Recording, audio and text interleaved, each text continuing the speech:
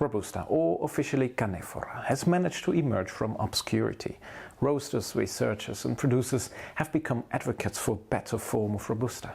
There's long been a stigma that Robusta must always be of poor quality, but times have changed. Robusta coffee has been steadily improving, roasteries are showing more interest, and climate change is posing a significant threat to the future of coffee. Robusta, as the name suggests, could be a game changer in the future of coffee cultivation.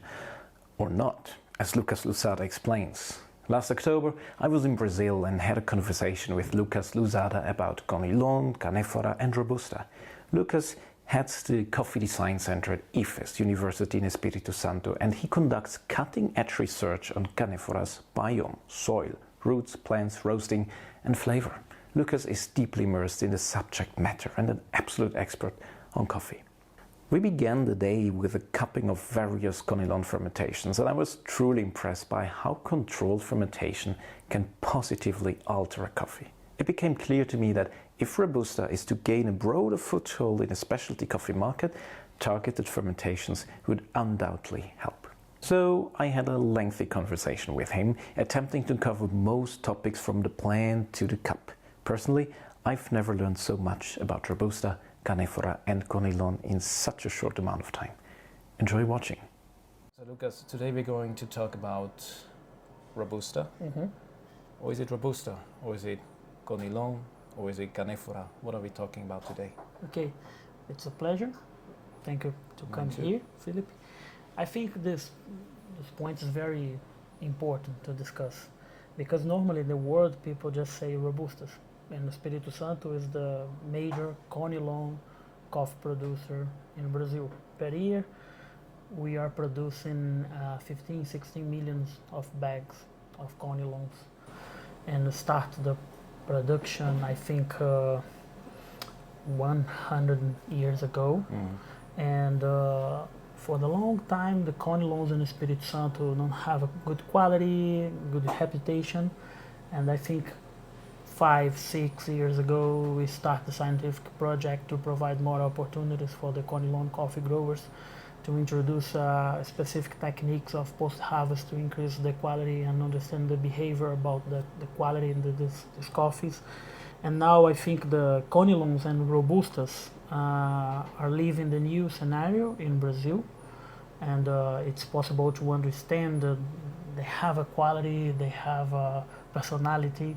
It's very important to understand this. It's not about against Arabicas or to take the space of Arabicas. Right.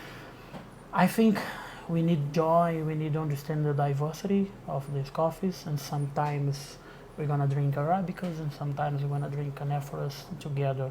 Right. It's possible to understand and learn a little bit more about these coffees. So in the following questions, can I use Robusta? Or what shall I use? Or Conilon? Yeah, it depends. For example, if you go to Amazonia region, right, we're going to see Robustas, because they are producing Robustas. If you are here in which is a different variety. Yes, we are using the Conilons because they are different. For example, the Robustas need more water, rainfall per year, and the Conilons less. For example, just to compare, in Amazon region, in Rondônia state, we're gonna see 1,800 millimeters of rainfall per year. In the north part of the Espírito Santo, 900.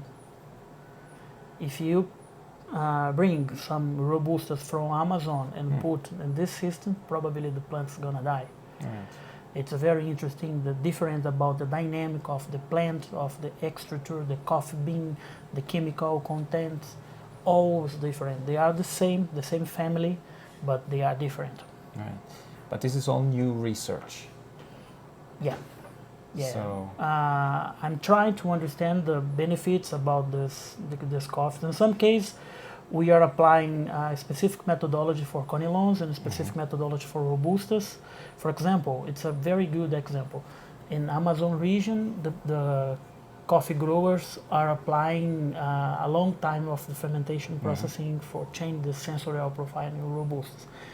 If you make the same and with Conilons, we're gonna see a lot of problems because the color of the coffee beans gonna change a lot to make dark beans. Okay. It's a big problem. Right. For example, the Conilons, we don't know why, we are studying.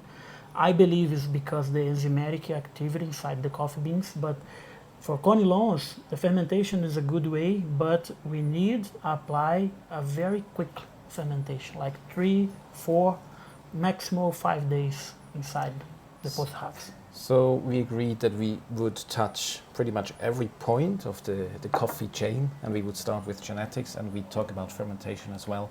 But in terms of genetics, so if we look to Arabica, we have species and we have varieties. Yeah. When it comes to Canephora, we have varieties, but we also have clones. So what is the difference? Normally, the clones provide and respect 50% of the mother clones, the productivity, the flowering cycle.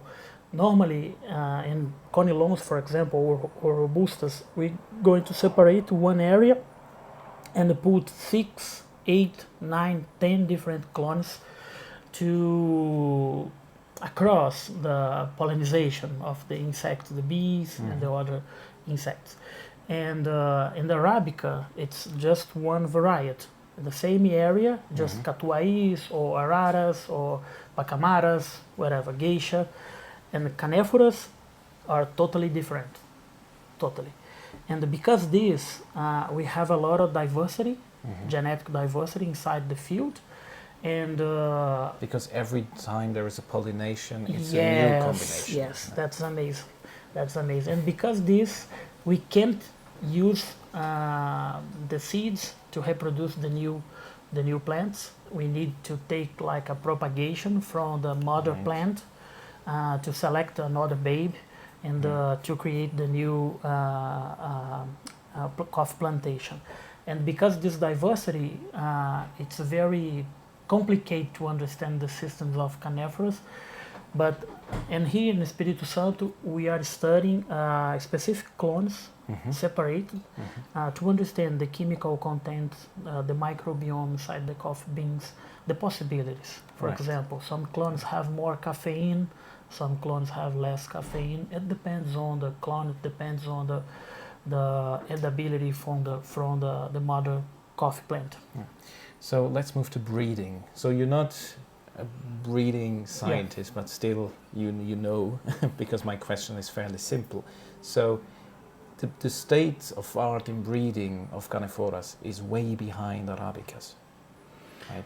Yes. So where is the state of the art as of today, and where do you think lies a lot of potential for the future? This is a very good and interesting question. I think in the case of the Conilons and Robustas, the new generation of breeders are looking for the quality, to select the specific clones for the high productivity, less disease, and high quality. Okay. That's possible to create the new generation of clones. For example, to reduce the bitter, the sour, the salt, the sensorial analysis. It depends on the clone. We have some scientific studies, and we saw the potential of some clones for the high quality and potential for the high productivity and low quality. I think the combination between high productivity and high quality, it's an amazing approach for the future. And I think in this moment, the breeders in Brazil are looking for the quality, the new generation of clones to provide the high quality and the sensorial scores. Right. So there's a lot to discover still. And where does that happen? Is it mainly in Brazil, or do you see you just returned from Vietnam? So where is the state of art breeding technique or science happening? Is it Brazil or Vietnam or India? My perception about Vietnam was very similar in the 30 years ago in Brazil. Now they are looking for the more productivity, the new generation of the clones to produce a high quantity per hectare, like in Brazil. And in this moment, Vietnam guys, they They don't look for the quality. It's more about the productivity and the less disease. And in India is the same way to increase the productivity and reduce some disease.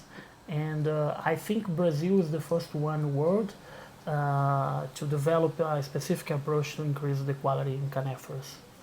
So we already had some clones and we already had a cupping, and I was actually, it blew my socks away. And we also bought some coffees from the Bastianello family, and we come to that later as well. So after breeding, let's talk a bit about the plant itself and the soil.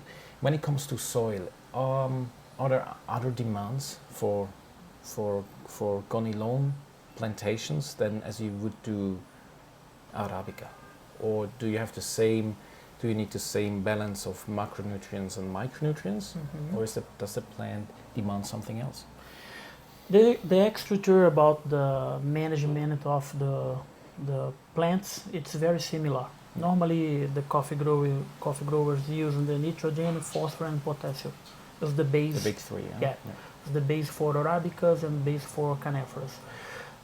But in Canephoras, they are use a lot of irrigation, systems, to reduce the work labors and the fertilization systems, and to create more professional style to control the agronomic parameters. I think the big challenge in the future is reduce the chemicals outside, synthetic fertilizants, and introduce the biochemicals, the microorganisms, to provide support. For example, the fungi community to access the phosphorus on the soil, because the phosphorus it's very slow to the move in the soil.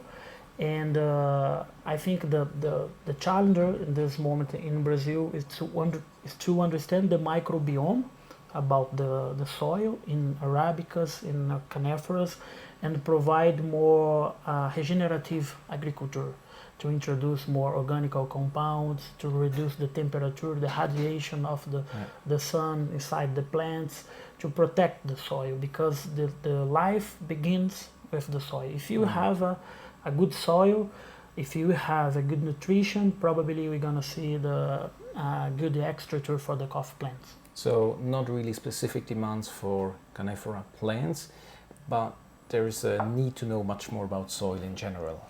Yeah? In Arabica, in Canephora, we need to understand soil more, and you always talk about biomes, so the whole system, we need to understand that more. Huh? I think the Arabica coffee growers are make the best job than Canephora coffee growers, because in the microbiome study in Brazil, we are figured out there are more diversity in Arabica soil. Why? Because the temperature, because the humidity inside the soil. For example, if we're gonna visit the Conilon or Robusta plantation, the full sun, we're gonna see a high temperature on the land inside the field. It's terrible for the microbiome, for the diversity of the fungi, the bacteria community. And the first results demonstrate the most potential in Arabica's coffee regions, and it's probably because the humidity, the organic materials inside on the soil, and we try to spread, to share these results, to say, guys, we need to protect the soil, we need to change the behavior. Look for Arabica's guide, they are make an amazing job to protect the soil.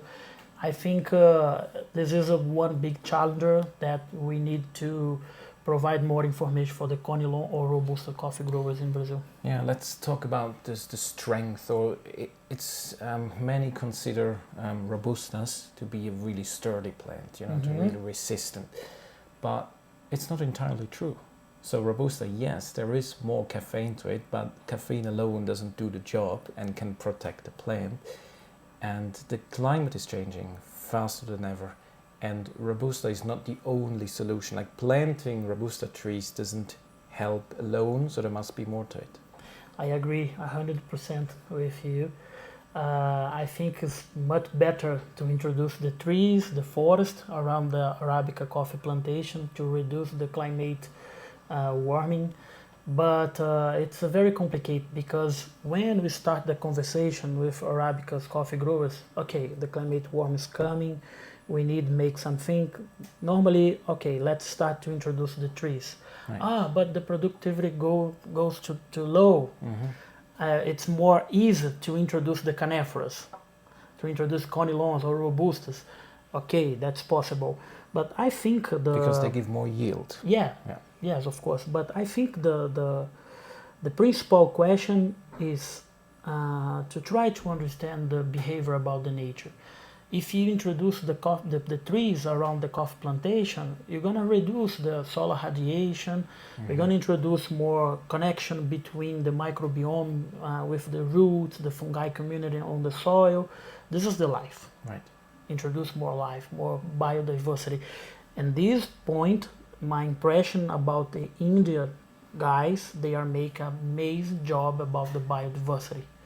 Because they have a lot of trees, a lot of different clones inside the coffee plantation, some birds, a lot of animals walking around the coffee plantation, the soil, extra high humidity, very big diversity. I believe in this way. For me, it's more easy to introduce the trees around the Arabica coffee plantation to recover the forest and reduce the temperature of the planet. And the second part is the carbon. When we introduce the big trees, we can fix the carbon on the soil, because Arabica coffee plant is C3, carbon C3. To fix carbon on the soil, they need a lot of water and the nitrogen. Right. To protect the nitrogen and water in the soil, we need the shed, we need the forest. Right. It's an easy way to think about this.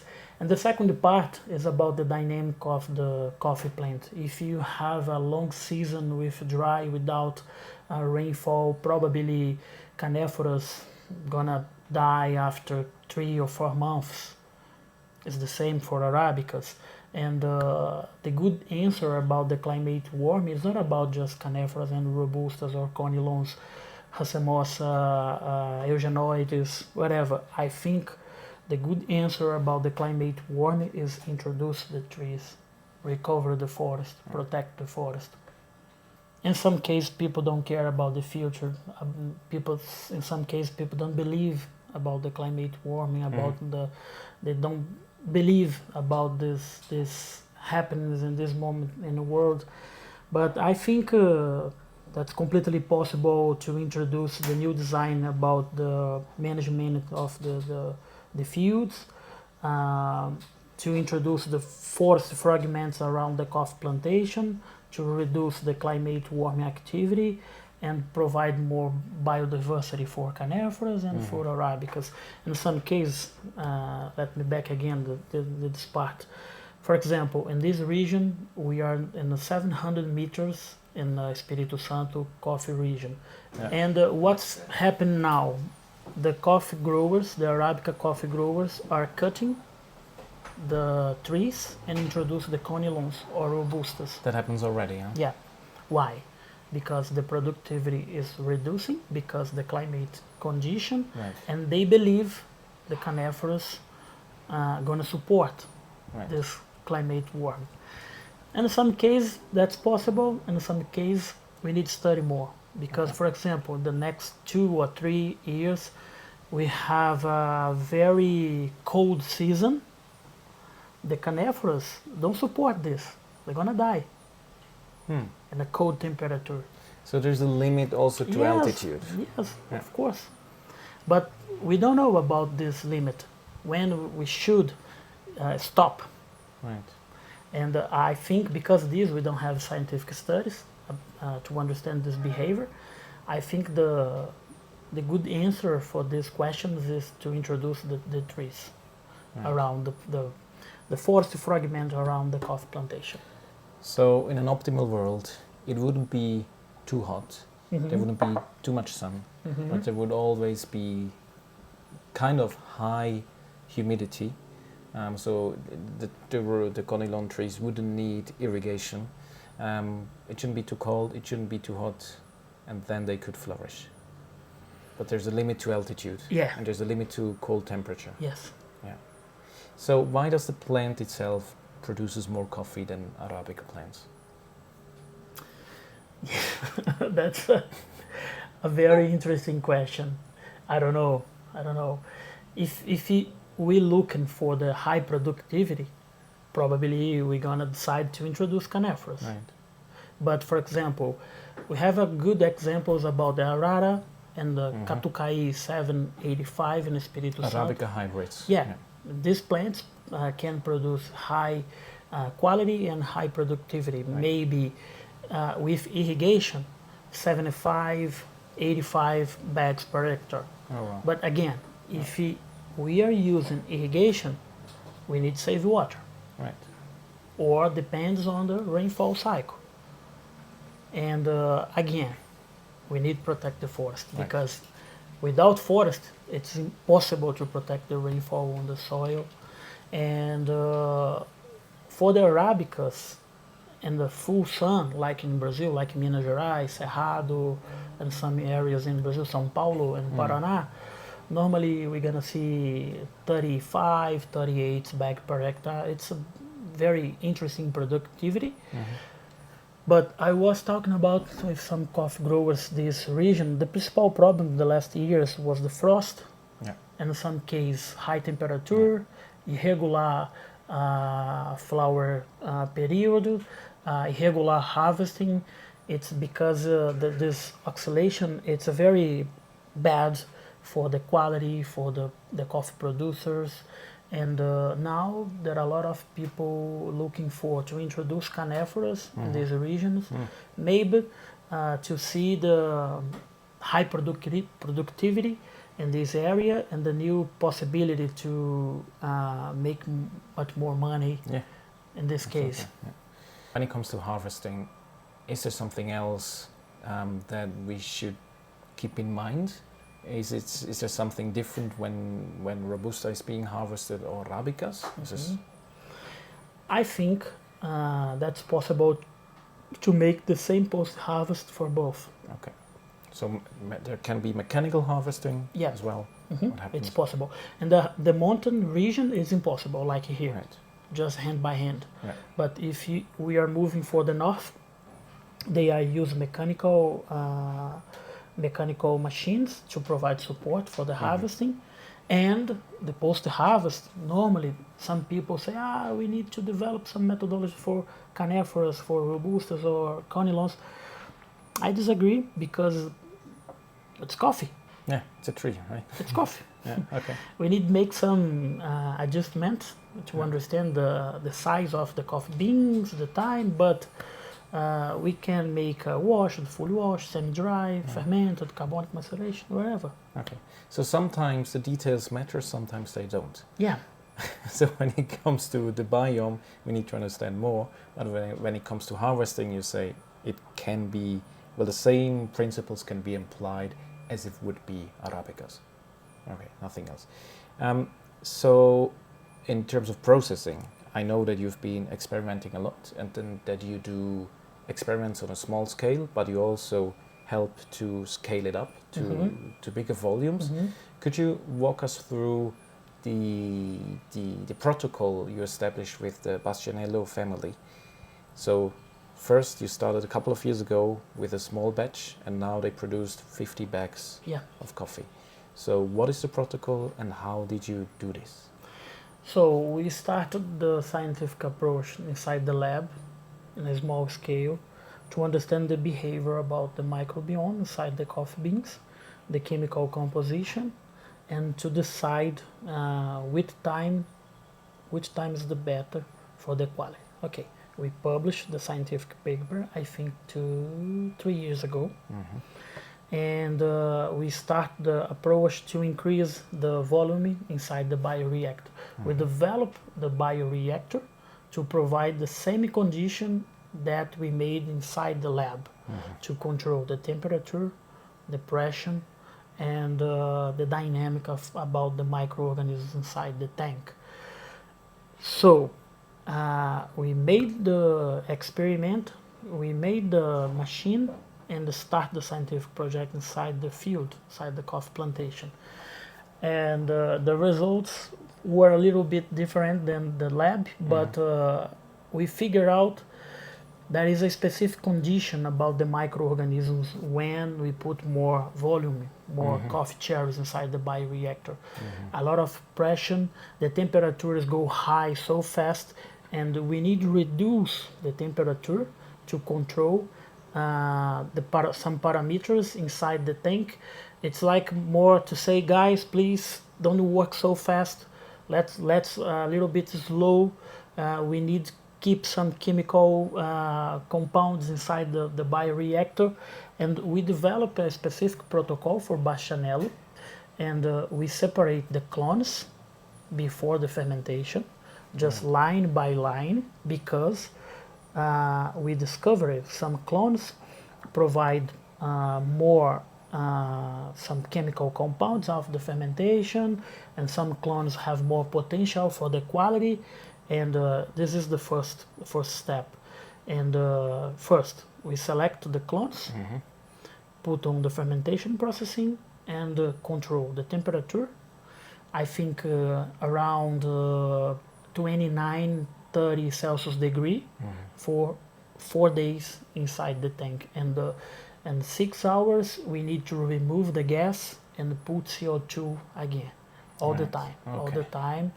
It's to create the good combination of this microorganism working. So we've tasted this coffee together, and it was completely different on the whole table we had, and the coffee had a lot of acidity. And then I asked, where does this acidity come from? And you told me it's a combination of the clones and the type of fermentation protocol. But the coffee itself comes from a region that is really low altitude. So altitude, does it really matter for high quality Conilons? No. It's about the microbiome. Normally the people around the world think about the altitude all the time, but the principal question is about the microbiome. And we published this year one scientific paper to demonstrate the dynamic about the microorganisms with different clones in the same area. And when we start to understand the microorganism, the dynamic of this network, because there is one concept in the microbiology, I'm not microbiologist, but I'm working a lot with the microbiologists. One terminology, it's about co-occupation and the co-exclusion. And the co-exclusion, it's impossible. For example, if you are one microorganism and I represent another microorganism community, and the co-exclusion, we can't work together. Right. We are going to compete for the same nutrient. But when we have co-occurrence, it's possible to cooperate. It's possible to work together, to share the chemicals, to share the compounds inside the coffee beans. It's a very complicated behavior about the microorganisms, but I really believe in this approach. We published the scientific paper 3 years ago in the Nature Scientific Report Journal, and after this scientific paper, we decided to understand the behavior about this microorganism before to make the fermentation. For example, just to conclude this idea, for Arabicas from high altitude, we have a maize combination for washed for 36 hours inside the water. A very simple fermentation. Why? Because the microorganism community. It's like to understand the behavior about the microorganisms, and okay, now I understand which one is working a better way. Let's do it. Let's provide the materials or condition for this microorganism, provide the amazing result. So we can define the condition, or we can provide a condition that is really helpful for a microbiome. Yeah. How do we do this? We need study. We need make isolation of this community to create like a catalog to understand which one is more richness, or which one works so fast in some conditions, with temperature is the better for these microorganisms. For example, if we apply the same methodology for Arabicas from high altitude, probably we're gonna decrease the quality because the temperature is totally different for Arabicas, for the microorganisms in Arabicas. And these regions, we need to apply a very quick fermentation in the low temperature to provide amazing condition for a specific group of the microorganisms. And it's a big science. We are studying this, I think, 4 years, 3 years. We start the scientific project. And I'm very animated about the future because now we are trying to understand what is the terroir. Yeah, I want to say it's really site-specific.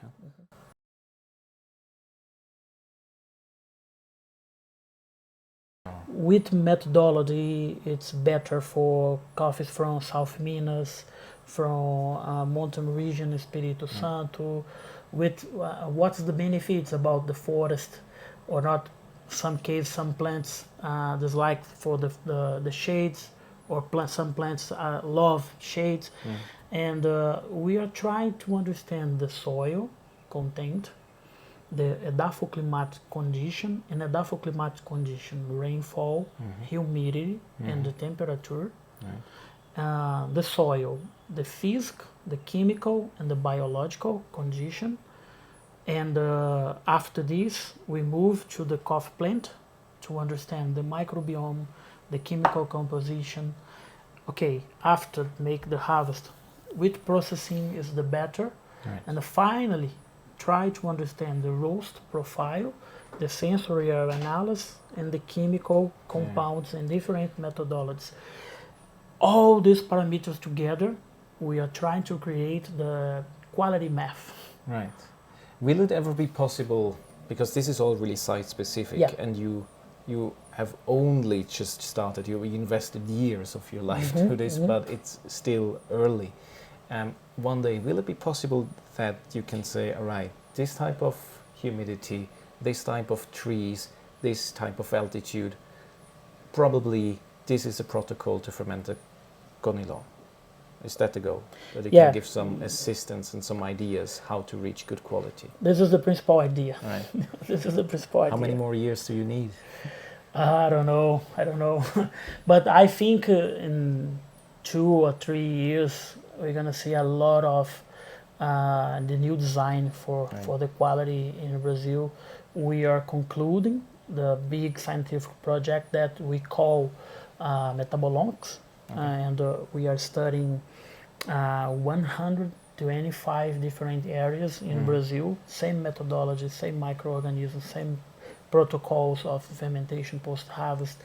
And probably next year we're gonna finish all analysis and start the combination of the math to understand which place in Brazil is better or not better for the quality. Right. So let's say we have applied a certain fermentation protocol and the coffee is good. When it comes to drying, is there something else that we should consider when we dry Arabica coffees or Canephora coffees? Or would you apply the same drying protocol? I'm not studying dry system, but I believe that's very important, make a slow dry all the time for Arabicas and Canephoras. I think the Canephoras in Brazil, it's a little bit more complicated because in some cases the producers apply a lot of high temperature in the short time. It's bad for the quality because we are destroying the extrature about the cells inside the coffee cherries. But I think we need create more conversation, talking to industry, to the cooperatives, the coffee growers, the importers, to share the knowledge. Because, for example, in Arabicas, we have a good parameter. We need to make the dry system below 40 Celsius degree. It is the maximal condition for Arabicas. And I think for Arabicas, we should reduce a little bit more. 30, 32, 33, 34 Celsius degree, and very slow condition. And humidity is the second part in Arabica, because normally in the crop season in Brazil we have a lot of humidity around the coffee plantation, the dry systems. And for canephoras, the problem is the high temperature, because all the time people say, oh, no, it's not about the quality, it's not important, doesn't matter. Let's make the fast dry to clean, to finish the harvest. I think this the cultural condition that we need to provide more information for the coffee growers. Right.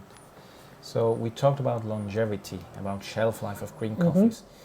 And I talked to Dario from Farmers Coffee as well about this certain Bastianello lot, and which comes very late to our place. And then I asked, should I be concerned about the age of this coffee? He said, no, because the Conilons, they age really well. And after 1 year, he prefers the coffee. Why is that? It depends the approach.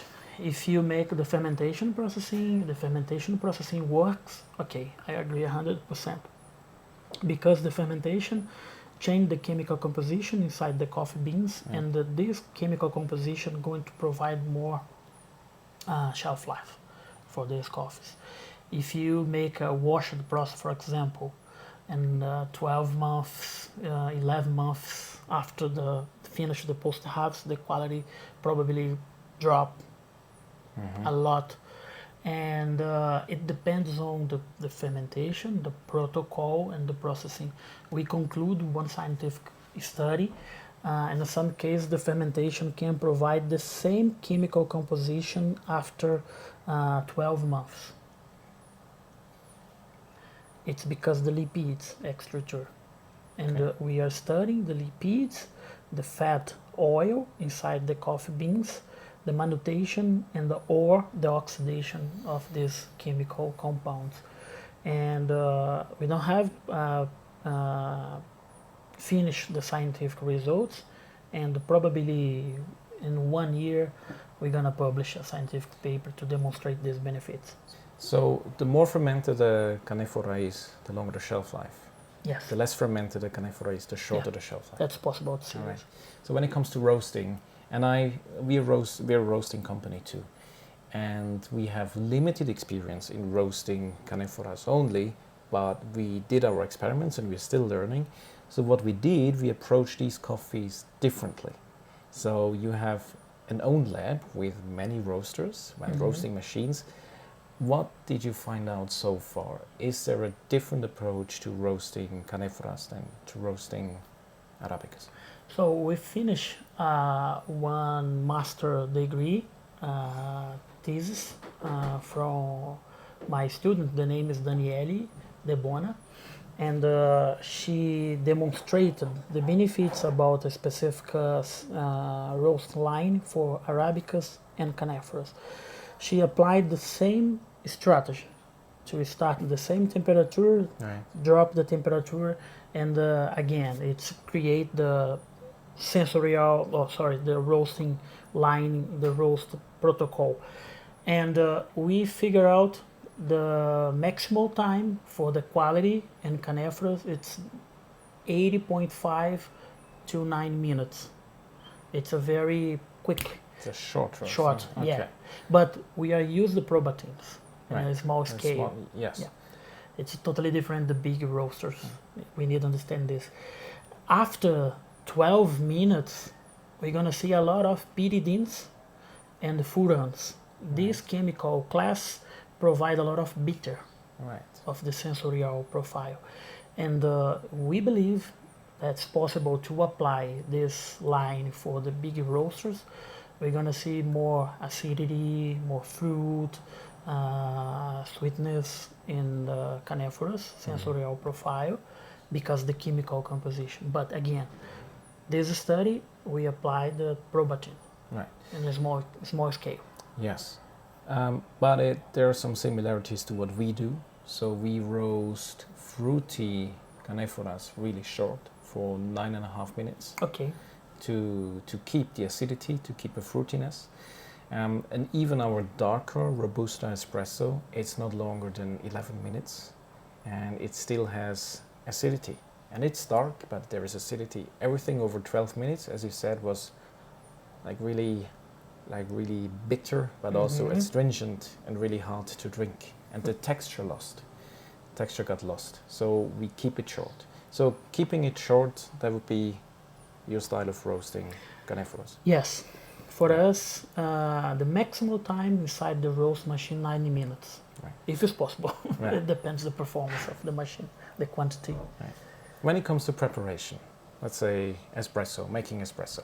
So what we noticed, and what many people will notice too, is when you grind the Canephoras, they behave completely differently. Why is that? I think it's because the chemical compounds inside the Canephoras are totally different than Arabicas. The second part is about density. Canephoras are more dense than Arabicas. It's denser. Yeah, denser. And because this, we're gonna see the different sensorial profile, the cupping, the espresso, the filter. It depends on the approach. But again, normally the Canephora coffee growers don't make harvest separate clones by clones by clones. It's like the big mix. Because this in some cases it's so complicated to make a good roasting to develop a correct roasting profile, or some case it's very complicated to blend with Arabicas. Right. I think if we create the education to separate clones, to understand the behavior, the different clones, and provide support for the coffee growers make this, think about the possibilities, about the diversity. In Espírito Santo, we have 700 different clones around the state. Right. It's a lot of possibilities in terms of chemical content and the sugar structure of these coffee beans and the flavor. Right. So when it comes to tasting, and you're going to publish the Coffea Canephora tasting or flavor wheel. What is your approach to tasting Conilones as opposed to tasting Arabicas? What are you looking for? It's a good question. Very, very important question, because normally here in my lab we working with Arabicas and Canephora together. Normally we separate the days because the extracture about the Arabicas and Canephora are totally different. But for me, I'm looking for the acidity, sweetness, and low body. Low body. Low body. When we identify this combination, for me, it's amazing for the good Canephoras, because normally the bad Canephoras have a lot of body, too much bitter and salt. Right. When the fermentation works, the fermentation reduces the salt perception, increases the acidity perception, and if it's possible to see sweetness and low body together, it's a very balanced coffee. It's like tac tac. And for me, it's the principal part of the cupping of the new generation of fermented Canephoras in Brazil. It's interesting because when we are looking for an espresso and we're looking for an Arabica coffee, we are very much texture driven. So we're looking for texture, really creamy texture, not necessarily really high body, maybe medium body, but the texture itself, the mouthfeel, really creamy. So that is something that in Robusta you wouldn't really look for. Because in Robusta normally we have it 30% more solid compounds in the chemical composition. Because this naturally we're gonna see more texture, more body, and for me it's to reduce the perception about the nutty, almonds, and the salt descriptors inside the coffee. Okay, the body comes in anyways because in espresso extraction it's so heavy and we extract a lot of solubles. So we talked about climate, and maybe Canephora is not the only solution because there's an interplay of many different factors. Who's going to play a key role in the future when it comes to Conilon and Canephora research and production? Is it Vietnam? Is it Brazil? Or is it West African countries? Who will be one of the main actors in the future? It's a interesting question because the law in Europe now is about the deforestation, Right. and we need to pay attention about this because I think Brazil is make the good job in the coffee areas to protect the forest, to protect some areas, to introduce the regenerative agriculture. Probably in 10 or 15 years, we're gonna see the canephoras in the same scale with Arabicas in Brazil, because now a lot of coffee growers are introducing canephoras to trying to replace this coffee plantation to provide more competitive, more productivity than Arabicas. And I think in maybe 10, 15 years, Brazil going to produce Arabicas and Canephora on the same level. But I don't think this is the correct way for the future about the climate warming. Again, I prefer to introduce the agroforest system to protect the natural resources and provide more biodiversity, working together the trees, introduce some fruits and the other materials to provide more diversity for the coffee growers, for the customers, and I don't think the Canephora is the solution for the climate warming in the world, because if you don't have rainfall, it's impossible to produce. To create rainfall, we need to protect the forest. Right. Look, I want to share with you something. It's really early stage, but I make up my mind about this new development when it comes to Conilon, when it comes to Canephora. A couple of years ago, the R grader was introduced. So we had the Q Arabica grader system, and then 10 years ago there was the Robusta grader system. So that is a clear signal to the market. So hey, we should take care of Robusta too. And I say Robusta because they use, the CQI uses the term Robusta too. And I'm not really sure who's creating a market here. So on one hand I say, or what I see is that it's the first time in coffee history that it's a push-driven market approach, that scientists from producing countries, that producers are trying out things and push that into a market. I'm not really sure about the market uptake so far. So we're in Switzerland, and Swiss, let's say Swiss and European, like Swiss and German palates, they're very much tuned into Robusta because due to the proximity of Italy and to also cheaper coffees in bigger supermarkets, there's a lot of low-grade Vietnamese Robusta, and people are used to that. Now there is a new style of Robusta coming with heavy fermentations too. I'm not really sure if the market is already ready, but what I see is that it's different this time, that producers make something and the market maybe is not ready for it. For decades it has been the other way around, that the market, let's say the consuming countries, have dictated what should be done, how coffees should taste like. So is this a big shift now in the whole, let's say, debate, in the whole discourse, that you would say this is more driven by ideas, by a genuine interest, maybe by emergency because the climate is changing? Is this a big shift now in coffee that we see, that producing countries are pushing the market? That's a good question again. I think the new generation of Canephora producers, now they are understanding that's possible to share the quality and to get a respect about the quality. Think about the low grade for Arabicas and the price for the medium Canephoras. Normally the low grades, it's higher than medium Canephoras.